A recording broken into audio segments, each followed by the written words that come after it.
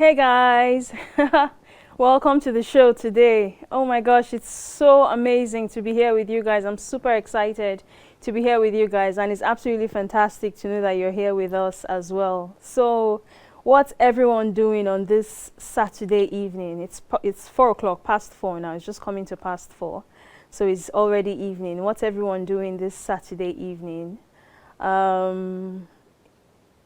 Are you at home? Are you working? Are you studying? Are you chilling with family members, friends, hanging out, that sort of thing? I'd love to know. I'd also love to know where you're watching us from, what city or state you're watching us from, and what medium you're using to watch us, whether you're watching us live or you're watching us online perhaps. This video will be up online after the live broadcast, so you'll definitely be able to watch it online. So leave me a comment, head on over to X, and let me know on X where you're watching us from, what medium you're using to watch us, and what you're doing whilst you're watching us. The handle is Ify Otuya. That's Ify Otuya. Just go on there and let me know what's happening. I'd love to know. I'd love to engage with you guys on a deeper level. Leave me a comment about anything if you like. Let us know how to improve the show as well for you. We're definitely here for you, and you're the reason that we do everything that we do on this show. Okay, so welcome to Mind Matters with Ify Otuya. We're the #1 mental health program on TV, and that's on period. Okay, #1. We're pretty big on creating a culture that promotes mental health literacy, as well as creating a safe space to have open conversations about mental health. So why wouldn't we be #1? We're actually #1, and that's the fact, brought to you live and direct today. Okay, awesome. Now moving on to introducing myself. I'm your hostess with the mostess, your host for the day, your host of the show. My name is Ify Otuya. I'm a mental health advisor and educator. I am also the founder of the platform ifyotuya.com. That's www.ifyotuya.com. It's a website that provides practical guidance on mental health. So what sort of practical guidance do we have on the site? We have things like resources, stories, articles, mental health quotes, reflections, things like that. They're all free.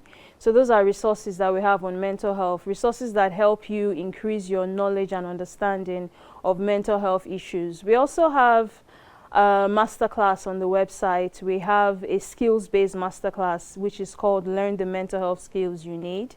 Then we have a workshop that focuses on learning, applying, and practicing mental health skills, specific mental health skills. So while the workshop gives an overview of 10 skills, while the masterclass gives an overview of 10 skills, the workshop focuses on one particular skill at a time. So that's the third thing you'll find on the platform. And the fourth thing you'll find on the platform is a mental health advisory service. So we have mental health advisory sessions for people who are struggling with mental health challenges, typically busy professionals and young adults trying to navigate their way through life. Through the service, we provide personalized guidance in the form of advice to people who are feeling stuck with their mental health challenges. So that's ifyotuya.com in a nutshell. Feel free to check it out. The resources, a lot of the resources, they are free. So without having to book a session, which you obviously will pay for, the resources which you can read and use to apply to your own mental health challenges are actually free for you. Okay, awesome. Now moving on to our topic of the day, or our topic for the day. Our topic for the day is understanding substance use disorder, signs, support, and recovery. I'll take that again. Understanding substance use disorder, signs, support, and recovery. Wow, that's a bit of a mouthful, but it's actually very relevant. And let's talk a bit about that. Like, we all know that classic case example of somebody who is dealing with a substance use problem. Okay, it's dealing with substance misuse, maybe alcohol, for example, or even colos. You have lots of young people who are hanging out in uncompleted buildings, nothing to do with their lives, they're using colos. You have that person who maybe is using alcohol and using it gravely, you know, using it excessively. They are drunk every now and then, they are struggling with that situation. You know, if you don't know that person in your if you don't have that person in your family or know that person personally, you must have seen such a person in a movie or on TV, on a TV show. So we can definitely relate. We may not have that person in our personal lives, but we can relate one way or the other because we've come across that classic example, that story of somebody who has a substance use problem. You know, it's something that destroys lives, it breaks down relationships, it kills dreams, it halts directions, ambition, you know, goals. It destroys goals. It keeps people from prospering and fulfilling their God-given potential. Substance use, it's a huge problem. So today we're looking specifically at substance use disorder. It's not just alcohol or colos, it's some other substances as well. I'll be talking a bit about that on the show. And we're looking specifically at the disorder problem. When people are using it to a point that it has gotten to a disorder level, it's a condition. It's not just a bad habit. Okay, it's not just a passing behavior. It's actually a condition that they've developed. So that's what we're looking at today. Substance use disorder. It's SUD for short. And also, just so you know, I may be using the term substance use disorder and addiction interchangeably from every now and then. For the purpose of this show, there's no main difference between the two, substance use disorder and addiction, except that substance use disorder is a clinical term that is used to identify a grave, severe addiction problem, okay? Is the term that is used to identify an addiction problem, substance use disorder. When someone has an addiction problem and they're exhibiting certain symptoms that has reached condition level, a disorder level, then they are diagnosed with substance use disorder. They are not diagnosed with addiction. The term that we use is substance use disorder. So there are some technical differences between them, but for the purpose of this show and for the purpose of audience comprehension, our understanding of mental health, we are not going to differentiate the both. Addiction and substance use disorder are the same thing. So I may be using the term interchangeably as we move along. Now, moving on to our segments for the day, things that we can expect on the show today. I'll be announcing and defining our theme for the day. Okay, you should pay attention to what the theme is because the theme is tied to a giveaway. In the giveaway, we'll be giving a free gift, a free ticket to a masterclass. It's worth 70,000 naira, but you'll be getting it for free. And for you to be eligible for that ticket, you just need to tell us what the theme of the day is. So when it gets to the point of announcing the theme of the day, I will announce it and I will go on to define it. So you can head on over to X and then give us the answer so that you'll be eligible for the ticket. But I'll be talking about that a bit later on the show. Then we'll look at some key points to understand when it comes to substance use disorder. I'm so excited about that section. Just key points and symptoms. You know, it's one thing to talk about substance use disorder, but if people don't know what the symptoms are, it can be hard to relate, to identify, to put your thumb or a finger on it and say, oh yes, I'm pinpointing it, this is what substance use disorder is. So we're going to look at some symptoms that are associated with substance use disorder.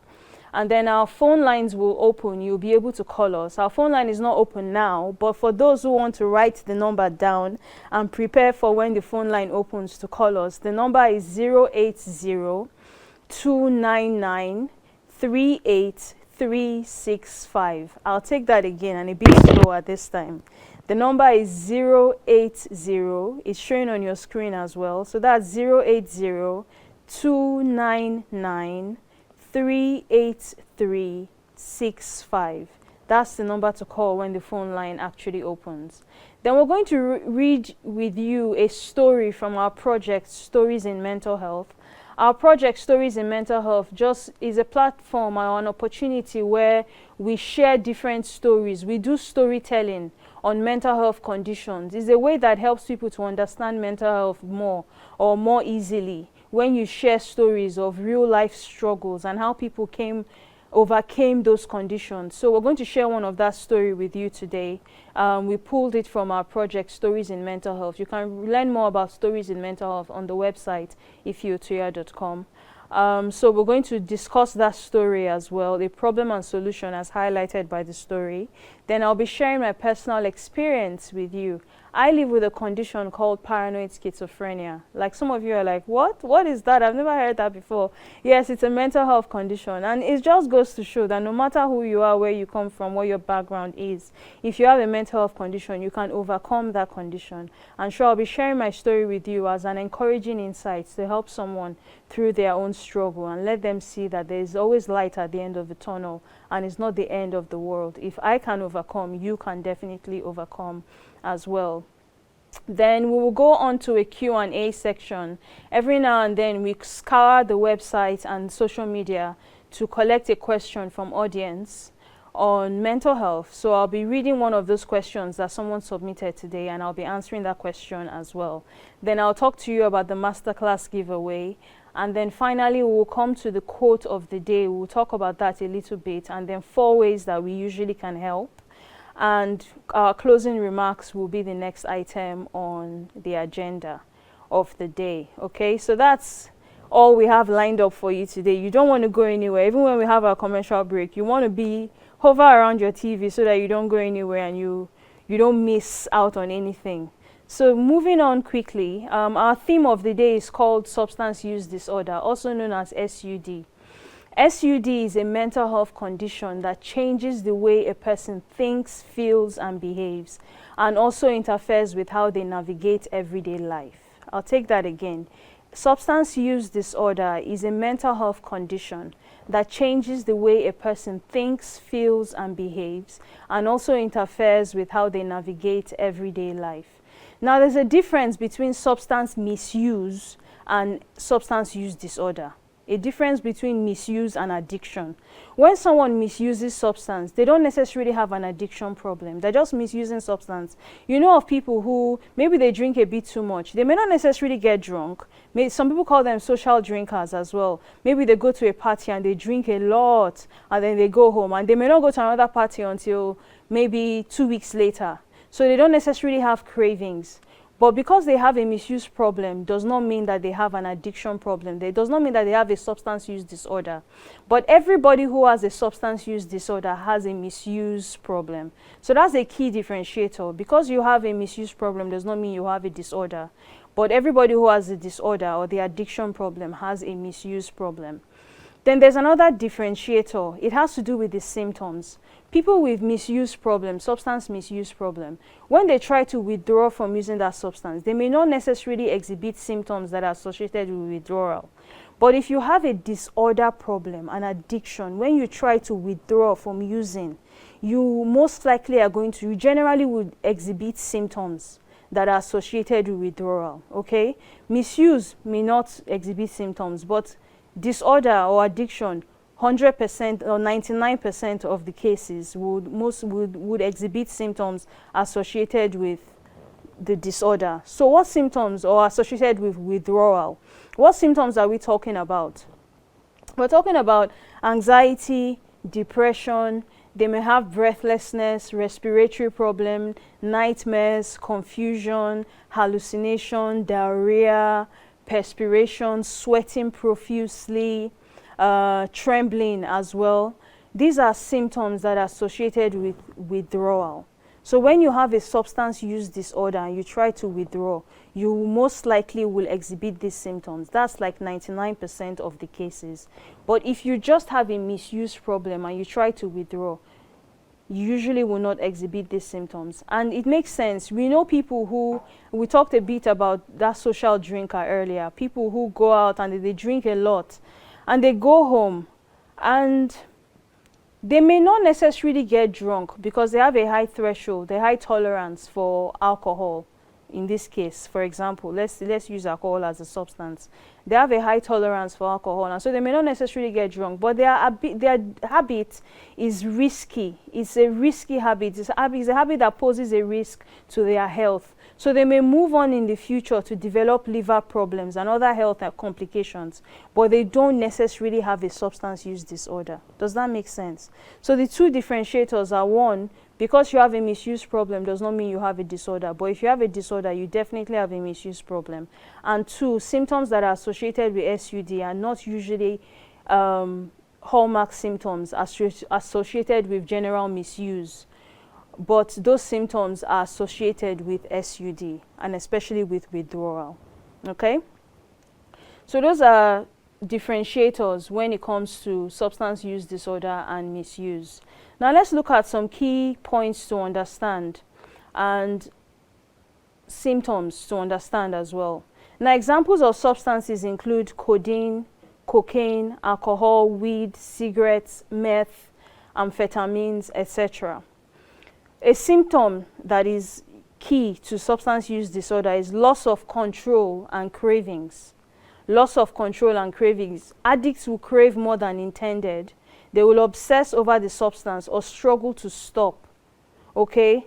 They struggle to stop use despite wanting to. So they want to stop, but they struggle to stop. So there's that craving that they have and loss of control over themselves. Another symptom is tolerance and withdrawal. Sufferers of SUD need more to feel the same effect or to feel unwell when not using. They feel unwell when not using. So they need more to feel the same effect, or they feel unwell when they don't use. That's tolerance and withdrawal. We talked about tolerance. Maybe a person needs 2 glasses of wine to feel a certain high, but over time they find that they now need 5 glasses to feel that same level of highness. So their tolerance is increasing. So that's tolerance and withdrawal. With withdrawal, they feel unwell when they are not using. So we talked about some symptoms associated with withdrawal earlier. Now another symptom is neglect of responsibilities. So things like work, school, home life, these start to suffer. They don't show up in their relationships with others. They don't show up at work. Presentations that they're meant to do, they miss that presentation. Coursework they're meant to submit, they miss that coursework because they're drinking and they're getting high, or they're using some other substance, getting high, and they're living with the effects of that highness. Okay? Changes in mood and behavior is another substance associated with SUD.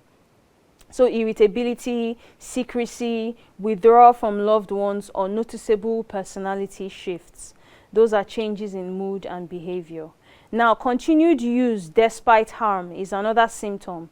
They continue to use that substance despite the harm that is causing them. They use substance even when it's causing health, emotional, financial, or relationship problems. They're broke, but they still want to go and buy that substance to use it. Like, they have symptoms that they're experiencing that make it so hard for them to just calm down and live without that substance. They urgently and eagerly want to reconnect with the substance when they're not using the substance. So they continue to use it despite the harm that it's causing them. That's another symptom. And then finally, let's look at some causes of substance use disorder. They include genetics, trauma, stress, and social influences. Okay, that's genetics, trauma, stress, and social influences. These are causes of substance use disorder. Now, very quickly, before we go on a commercial break, let's talk about this. What should you do if you find that you have an addiction problem or a substance use disorder? What should you do? There are a number of things you can do. You are not stuck. You are not alone. There are so many. You have not run out of options. Okay? You can engage a mental health professional. Seek the support of a mental health professional, a psychiatrist or a psychologist. If they haven't diagnosed you with a problem yet, you're suffering from addiction and you haven't been diagnosed yet, see them, let them diagnose you. They have a list, a manual of symptoms that they check against your own symptoms that you're exhibiting before they finally go ahead to diagnose you with that problem, with substance use disorder. Okay, so you can engage a mental health professional. There are also support groups and peer support networks that you can reach out to. A lot of them run programs like Alcoholics Anonymous, 12-step program, this step program, another step program, different kinds of steps that you take to actually help you overcome that condition, that addiction that you're struggling with, okay? So a lot of them have programs that they run, and one of the key things about support groups, why they are so effective, is that a lot of people you meet in support groups, they've gone through problems that you're experiencing, and they've come out of those problems. Like, they actually enacted certain tools or skills or steps, and they use those to come out. They use those as strategies to overcome those conditions. So if they can overcome these conditions by doing certain things, you too can follow that manual, that prescription, that blueprint. You can follow that blueprint and come out of those conditions as well. If it worked for them, it can definitely work for you. There are so many people dealing with substance use disorder, and if you find that you are struggling with your own use or misuse of substance, don't try to do it alone. You can overcome just the way other people overcame. Okay, so that's our first part of our show today. We're going to go on a quick commercial break. When we come back from the commercial break, our phone lines will open and we will be going into a story for the day. Don't go away. See you soon.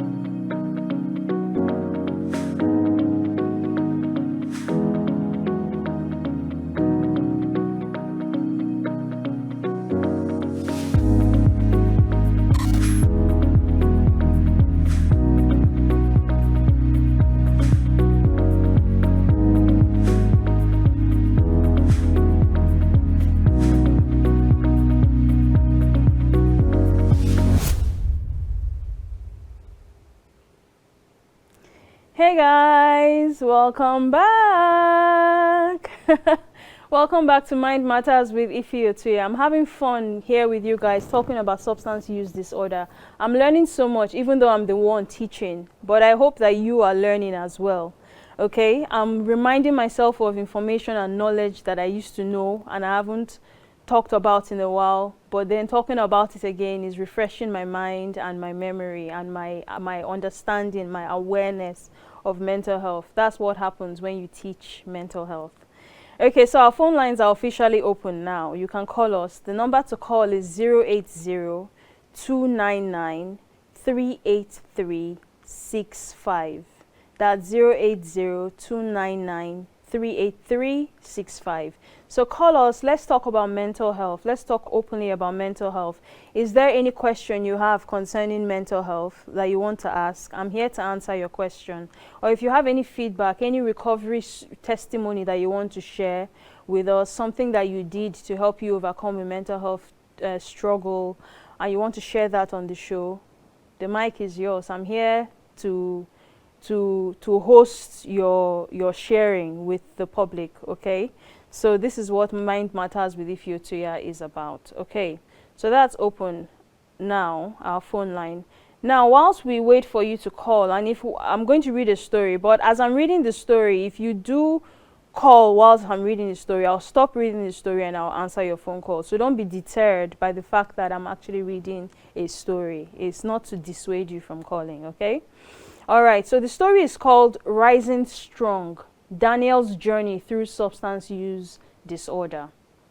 It's a story by Ify Otuya, myself. Now, when Daniel looked in the mirror, he barely recognized the person staring back at him. At 34 years old, He appeared far older than his age.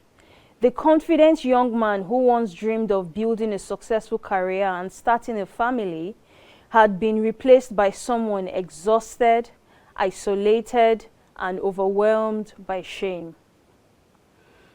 His substance use had gradually taken control of his life, damaging relationships, costing him his jobs, and convincing him that change was impossible. Yet, if you had met Daniel Erzi earlier, you would never have predicted this outcome.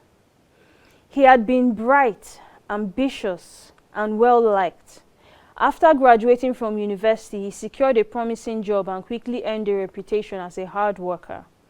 Life seemed to be moving in the right direction, but beneath the surface, Daniel was struggling. Oh no. The pressure to succeed weighed heavily on him. He rarely spoke about his stress, anxiety, or feelings of inadequacy. Like many people, he believed he had to handle everything alone, especially as a man, right? Society tells you, suck it up and do it alone. But that's wrong, as we're going to find out. Now, whenever challenges arose, he pushed through, ignoring his emotions, and told himself to keep going. Over time, the stress became harder to manage. A friend introduced him to substances during a difficult period in his life. At first, it felt harmless. The substances seemed to offer temporary relief from the constant worry and emotional pain he carried inside. For a few hours, he felt lighter, calmer, and free from the thoughts that troubled him. What began as occasional use gradually became more frequent. Now, Daniel convinced himself he was still in control. He could stop whenever he wanted, he told himself. But the months turned into years, and that habit grew stronger. The more he relied on substances, the less he relied on healthy coping skills. Instead of dealing with problems, he escaped them. Instead of seeking support, he withdrew from people who cared about him. His performances at work suffered, relationships became strained, promises were broken. Eventually, he lost his job. That loss triggered a downward spiral. Financial stress mounted. Friends stopped calling. They grew tired. Family members expressed concern, but Daniel interpreted their concern as criticism. The shame became overwhelming. There were many nights when he sat alone in his apartment, convinced that his life would never improve. He believed he had ruined everything. But one morning, after another sleepless night, Daniel received a message from his older sister. The message was simple. You don't have to face this alone. We still believe in you. He read those words repeatedly. For the first time in a long time, he allowed himself to consider a different possibility. That perhaps he was not beyond help. That day did not magically solve his problems. Recovery did not begin with confidence or certainty. It began with a single decision. Daniel reached out for support. Take note of that, a single decision. Daniel reached out for support. The first conversation was uncomfortable. Admitting he needed help felt like admitting failure. Yet, as he spoke honestly about his struggles, he experienced something unexpected. He was not judged, he was listened to. That moment marked the beginning of his recovery journey. The road ahead was challenging. There were days when progress felt slow. There were moments of frustration, self-doubt, and discouragement. Recovery required him to confront emotions he had spent years avoiding. He had to learn healthier ways to cope with stress, disappointment, and anxiety. So all those bad coping habits he had before, he had to change them. He had to work on them. Most importantly, he had to learn self-awareness. For years, Daniel believed substances were the problem. While they were certainly causing harm, recovery helped him recognize something deeper. The substances had become a way of coping with emotional pain. So perhaps emotional pain was the problem. If lasting change was going to happen, he needed to understand what he was trying to escape from in the first place. Through support, education, and consistent effort, Daniel began developing new mental health skills. He learned how to manage stress more effectively. He practiced healthy communication. He built routines that supported his well-being. He learned that asking for help was not weakness, it was strength. Gradually, life began to change. Trust was not restored overnight, but it slowly returned. His relationships with others improved. How exciting. He found meaningful work again, and this time he did work differently. He started exercising regularly, reconnecting with friends, and pursuing interests he had abandoned years earlier. Most importantly, he began treating himself with compassion. Instead of defining himself by his mistakes, he started focusing on his growth. Years later, Daniel often reflects on how far he has come. Okay, his story serves as a powerful reminder. No matter how far someone has fallen, recovery remains possible. Help is available.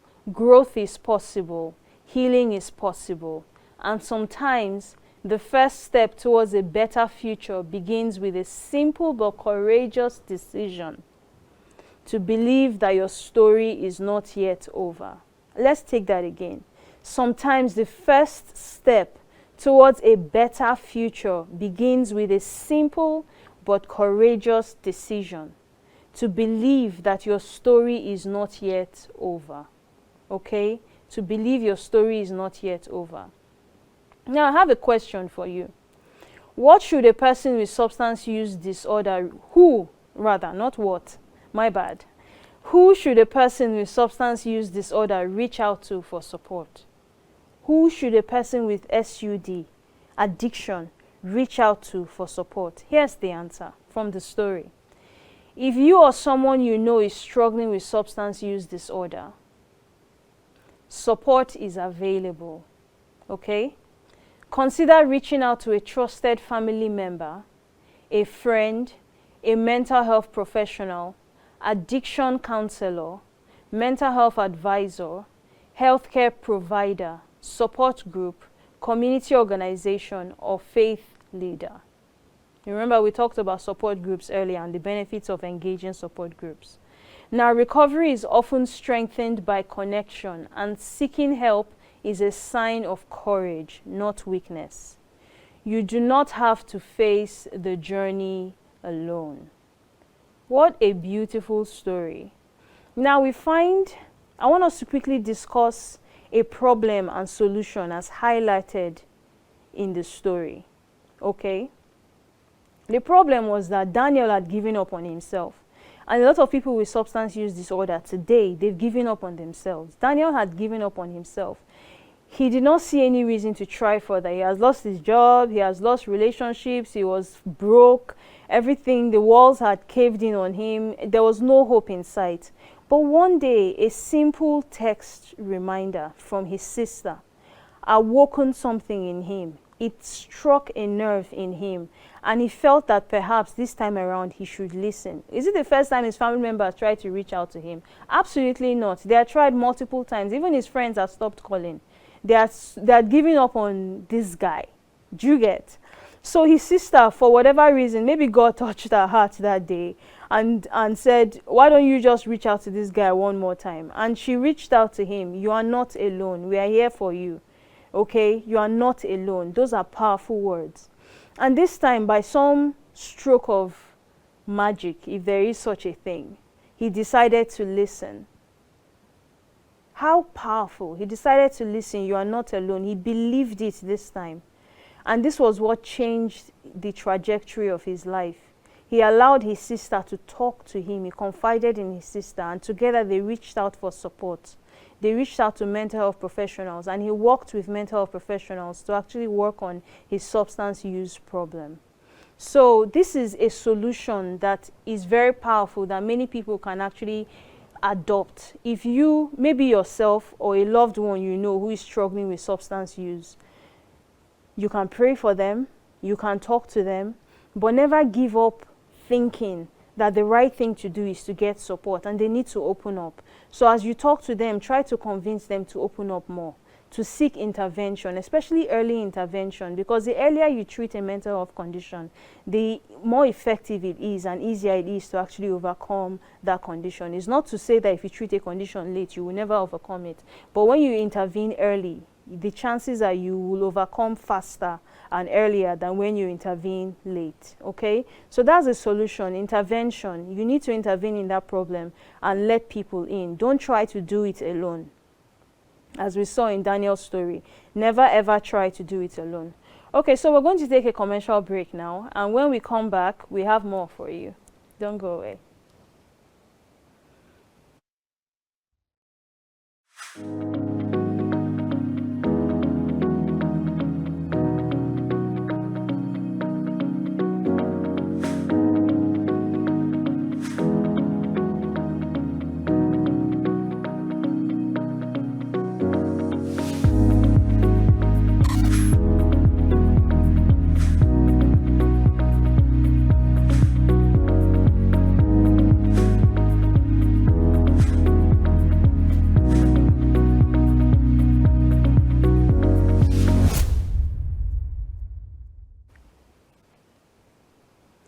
Hey guys, welcome back to the show. This is still Mind Matters with Ify Otuya, and I'm still your hostess with the mostess, Ify Otuya. Awesome. Okay, so we just went through Daniel's story and it was quite empowering for me. You know, it was an empowering time, you know, learning about someone else's struggle and what they did right to actually come out of that hole.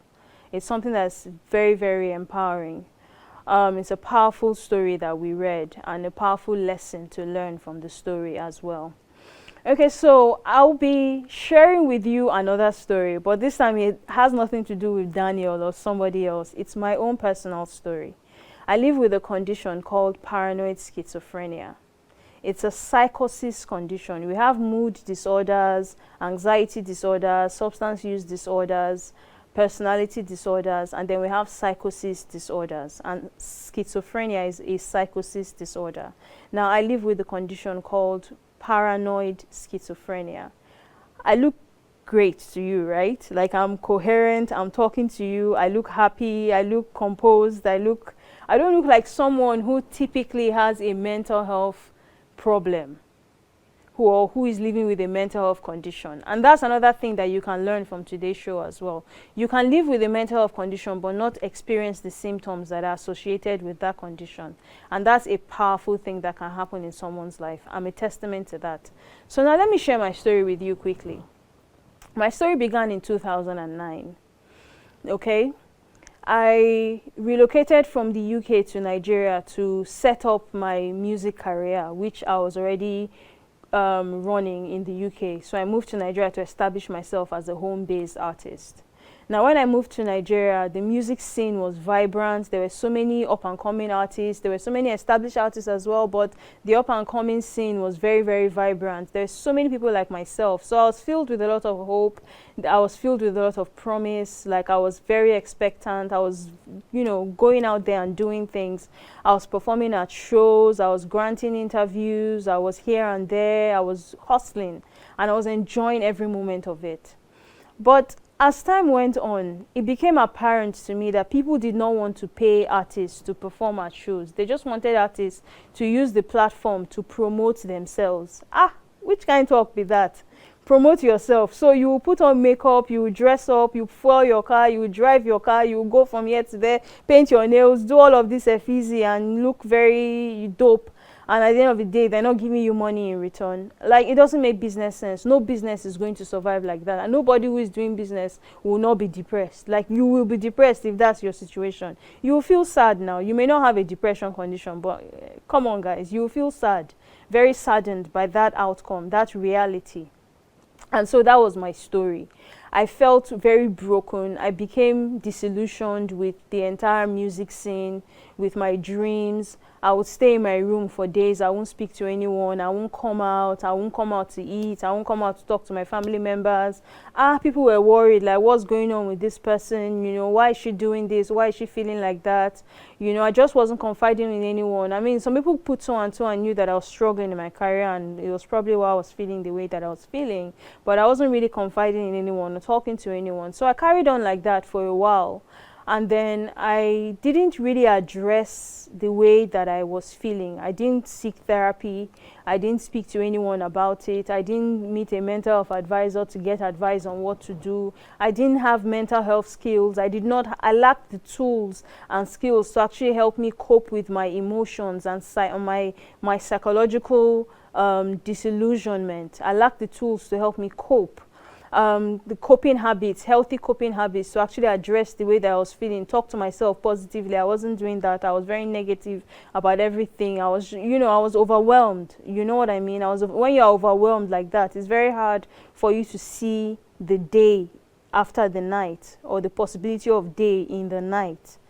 So that was pretty much who I was. And so I left Nigeria and went back to the UK, and then later on I came back. But I had not healed from the way that I was feeling, and I had not overcome the fact that my music career had come to an end. You know, that was something that was very shattering for me.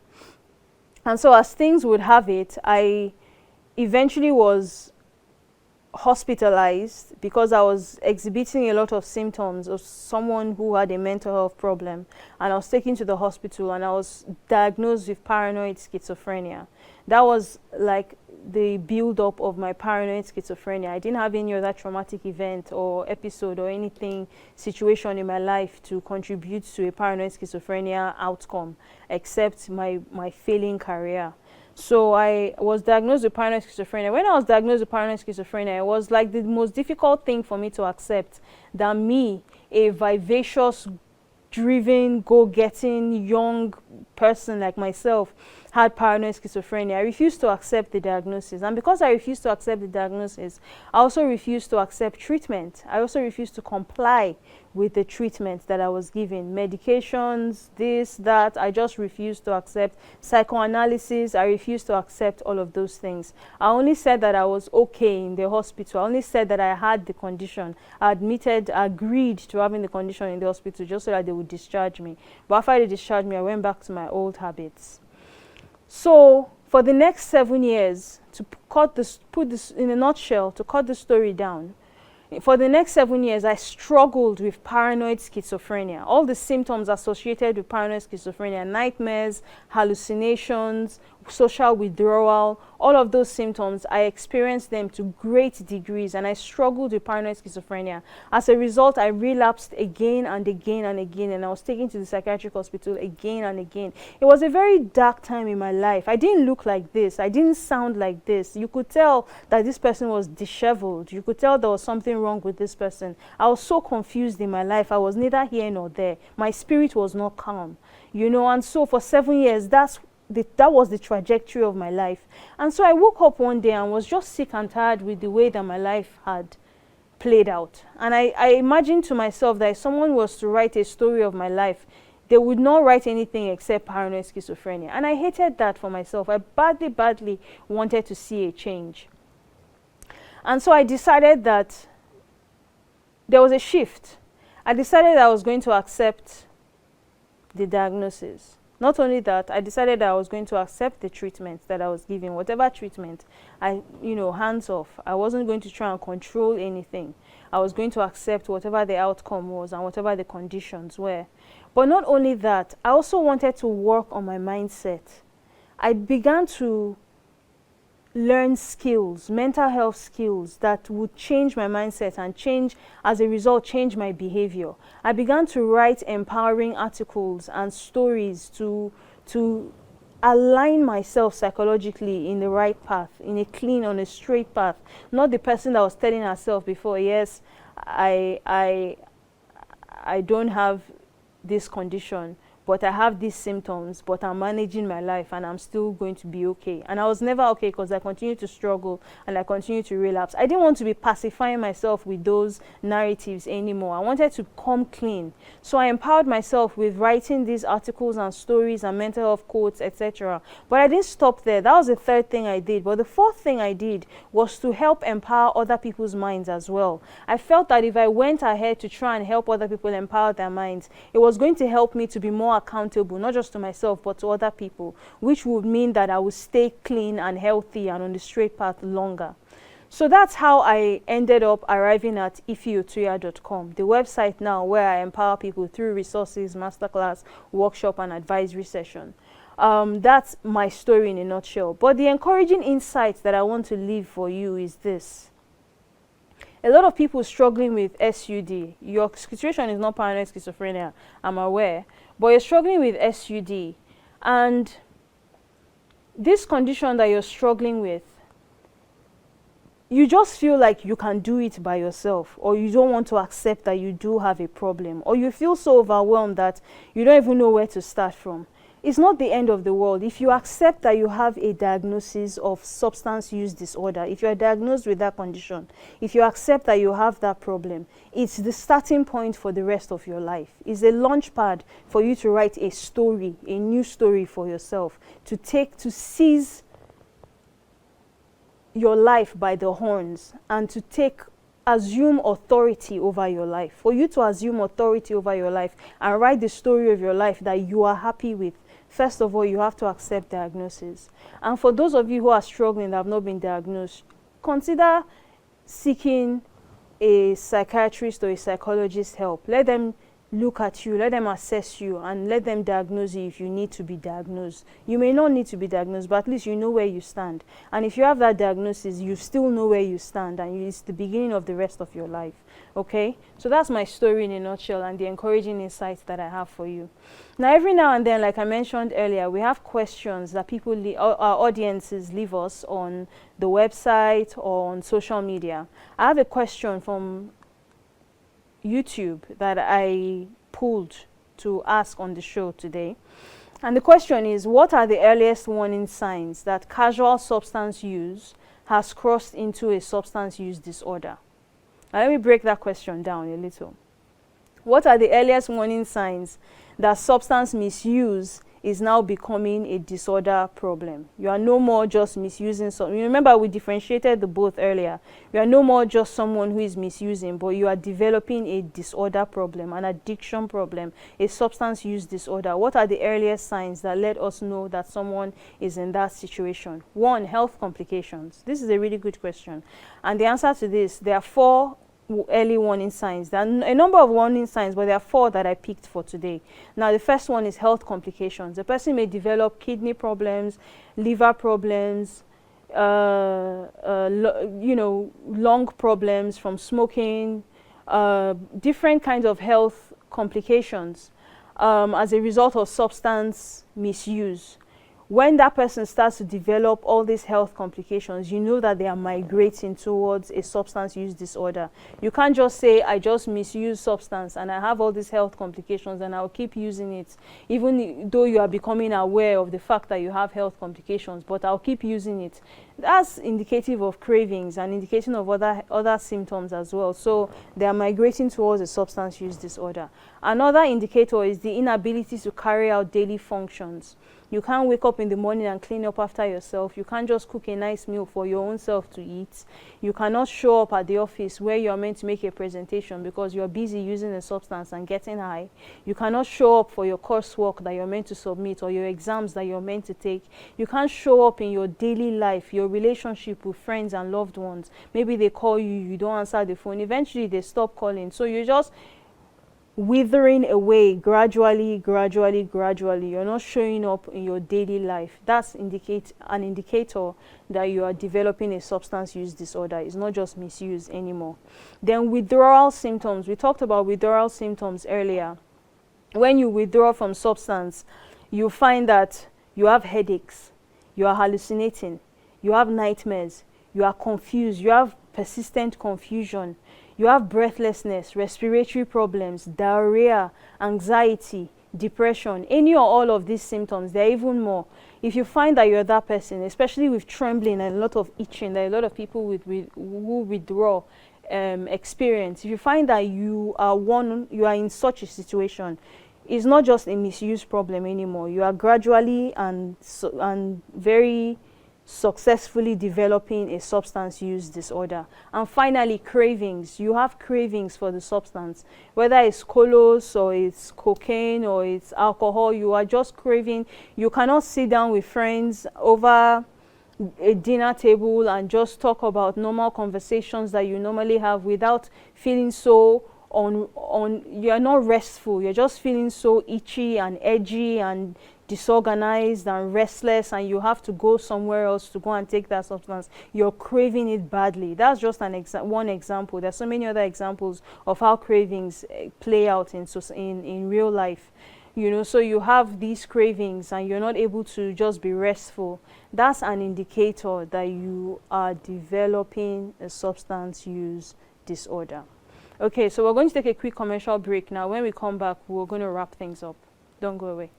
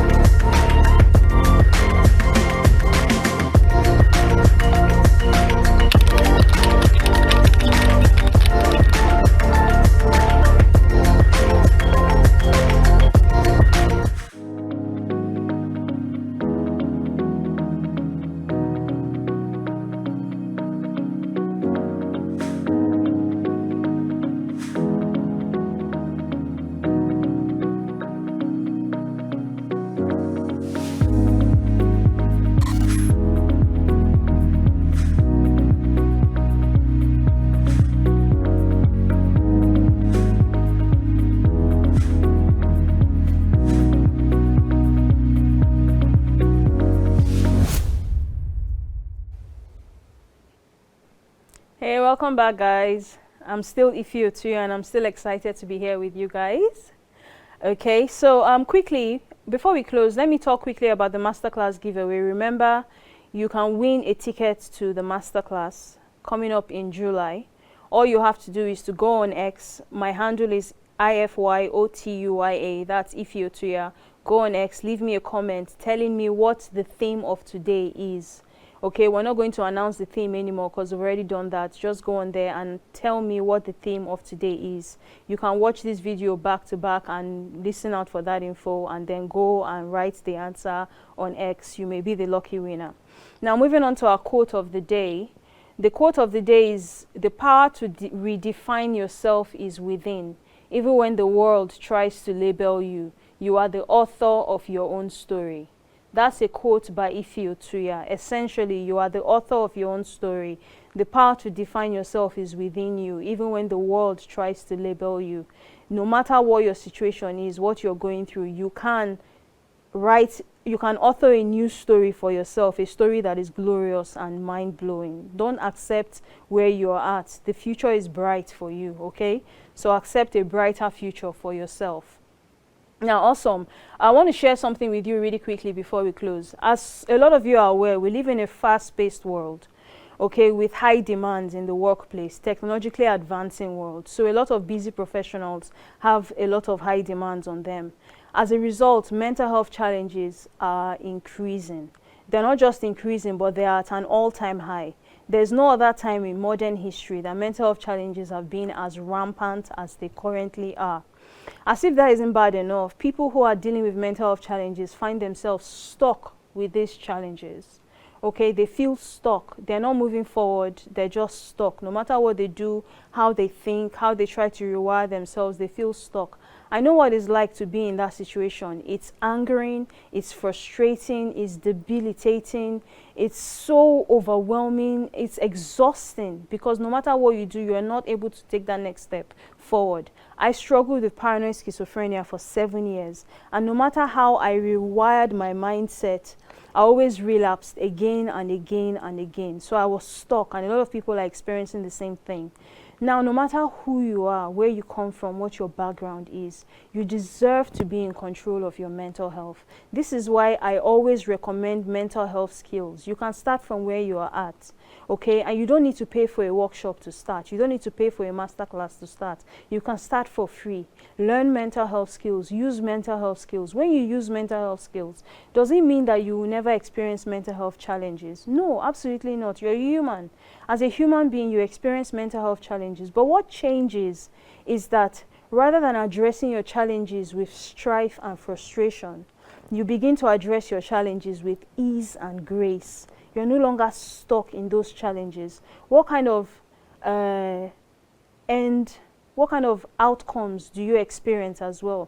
Your mental health challenges go from an all-time high to an all-time low. These are the end results you experience. It goes from an all-time high to an all-time low. You overcome the challenges that you are experiencing, okay? Your mental health challenges, and you live better and have a happier life. These are the outcomes when you use mental health skills. So definitely use mental health skills. Now, if you want to learn how to use mental health skills or how to address your challenges in general, there are 4 ways we can help you. We'll have that on your screen as well. It's showing. 4 ways we can help you include resources, the mental health skills masterclass, the mental health skills workshop, and the mental health advisory session. With the mental health advisory session, we're able to help you to look at your challenges with clarity of mind so that you can take the next step forward in the right direction. Okay, so that's what we have for you. We will not leave you hanging. We're here to help you. So those are the 4 ways we can help you. Okay, so we've come to a close, guys. If you want to follow up on our work, if you want to stay updated with what we're doing, follow the movement, be a part of the movement, you can follow us on social media. The handle is Ify Otuya on YouTube and on X. And when you find me on X, you'll be able to find me on the other platforms through my bio on there. So we've come to a close today. Until next time, let's talk openly about mental health.